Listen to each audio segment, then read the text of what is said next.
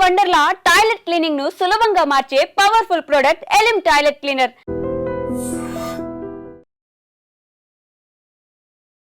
మెదక్ జిల్లా రామాయణపేటకు చెందినటువంటి ఒక యువకుడు ముంబైకి తన ఫ్యామిలీతో పాటు ట్రిప్కి వెళ్ళిండు. అండ్ ఎస్పెషల్లీ తెలంగాణ జిల్లాకి సంబంధించిన చాలా ఫ్యామిలీస్ అక్కడ అంటే ముంబైలో స్థిరపడిన వాళ్ళు కూడా చాలా మందే ఉంటారు. సో అందులో భాగంగానే ఇప్పుడు ఈ రామాయణపేట ఎస్సీ కాలనీకి చెందినటువంటి టంకరి రాములు, ఆయనకు కేవలం 34 సంవత్సరాలు మాత్రమే. అయితే వాళ్ళ ఫ్యామిలీ మెంబర్స్తో సరదాగా గడపడానికి ముంబైకి వెళ్ళిండు. అయితే ముంబై బీచ్లో మనకు తెలుసు బీచెస్ ఎక్కడ ఉంటాయో అక్కడ అన్నీ కూడా బోట్లు అండ్ అక్కడ షికారు చేసే అవకాశం ఇట్లాంటి అన్నీ ఉంటాయి. సో ముంబై బీచ్లో కూడా అట్లాంటి సౌకర్యమే ఉండడంతో ఇప్పుడు ఈ యువకుడు కావచ్చు, ఆ తర్వాత మిగతా ఫ్యామిలీ మెంబర్స్ మనం స్పష్టంగా వీడియోలు చూస్తున్నాం. హ్యాపీ మూడ్లో అందరూ కూడా వాళ్ళిద్దరూ ఆడపిల్లలు కనిపిస్తున్నారు. అట్లాగే ఇతనితో కలిపి 3 మగపిల్లలు కనిపిస్తూ ఉన్నారు. వాళ్ళందరూ కూడా సరదాగా గడపడానికి ముంబైలో బోట్ షికారుకి వెళ్ళినటువంటి పరిస్థితి కనిపిస్తోంది. మరి ఏం జరిగిందో ఏంటో తెలియదు కానీ బోట్ షికార్ అంతా అయిపోయింది, హ్యాపీగా ఎంజాయ్ చేశారు. అండ్ బోట్లో ఉన్నప్పుడే ఆయన సెల్ఫీ వీడియో తీస్తూ ఎంత హ్యాపీగా ఎంజాయ్ చేస్తున్నారు, బోట్లో ఆ విజువల్స్ అన్నీ ఎలా ఉన్నాయి, అట్లాగే వాళ్ళ ఫ్యామిలీ మెంబర్స్ ఎంత సంతోషంగా ఉన్నారు అని ఒక వీడియో కూడా తీసుకున్నారు.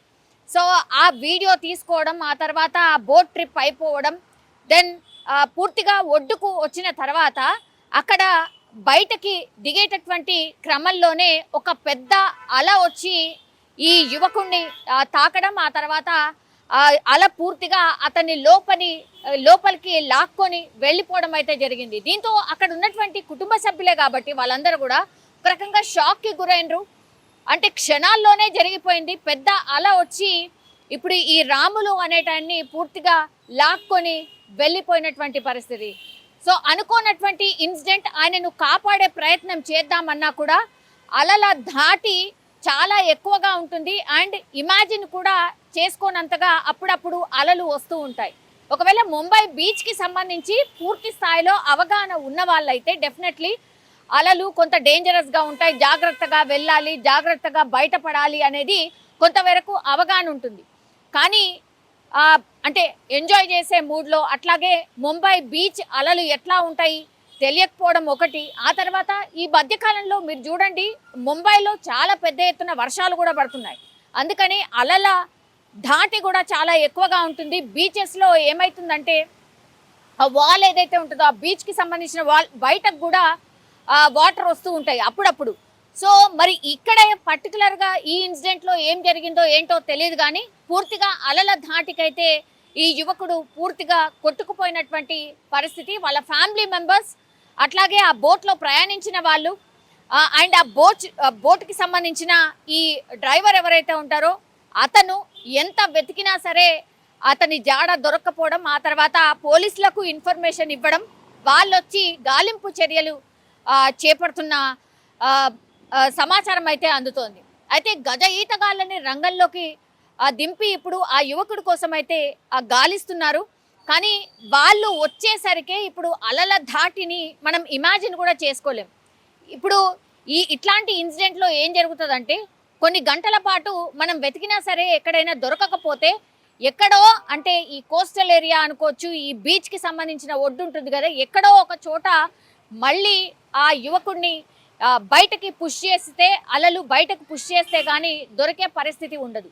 అయితే ఈ పర్టికులర్గా వీళ్ళ ఫ్యామిలీ మెంబర్స్ చెప్తున్న వర్షన్ ఏంటంటే ఈత వస్తుంది అనే మాట కూడా చెప్తున్నారు. కానీ ఈత వచ్చినా సరే అలల ధాటి చాలా ఎక్కువగా ఉండింది, మాకే భయం వేసింది, మేము కొంత జాగ్రత్త పడ్డాం. కానీ ఇప్పుడు మా తోటి వచ్చినటువంటి ఈ రాములు అనే వ్యక్తి మాత్రం మా కళ్ళ ముందే కొట్టుకుపోయాడు అనేటువంటిది వాళ్ళు విలిపిస్తూ చెప్తున్నటువంటి సమాచారం అయితే ఉంది.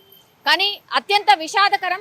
జస్ట్ హ్యాపీగా ఎంజాయ్ చేద్దామని ఫ్యామిలీతో పాటు బోట్ పూర్తిగా బోట్ జర్నీ అంతా ఎంజాయ్ చేసిన తర్వాత కేవలం దిగేటటువంటి టైంలోనే ఒక పెద్ద అల వచ్చి ఇప్పుడు ఆ యువకుడిని లోపలికి లాక్కొని వెళ్ళిపోయింది. అసలు ఎవరు కూడా ఎక్స్పెక్ట్ చేయలేదు, అక్కడ ఉన్న వాళ్ళు కూడా ఎవరు ఎక్స్పెక్ట్ చేసి ఉండరు. కానీ వాటర్ చాలా చాలా డేంజరస్. ఎంత ఆహ్లాదాన్ని ఇస్తుందో అంతే డేంజరస్ కూడా. సో వరుసగా ఇట్లాంటి ప్రమాదాలు అయితే ఈ మధ్య కాలంలో చాలానే వింటున్నాం. అట్లాగే ఈత సరదా కూడా చాలా మంది ప్రాణాలు తీస్తుంది. సో వాటర్ ఏదైనా సరే వాటర్తో కొంత జాగ్రత్తగా ఉండాలి.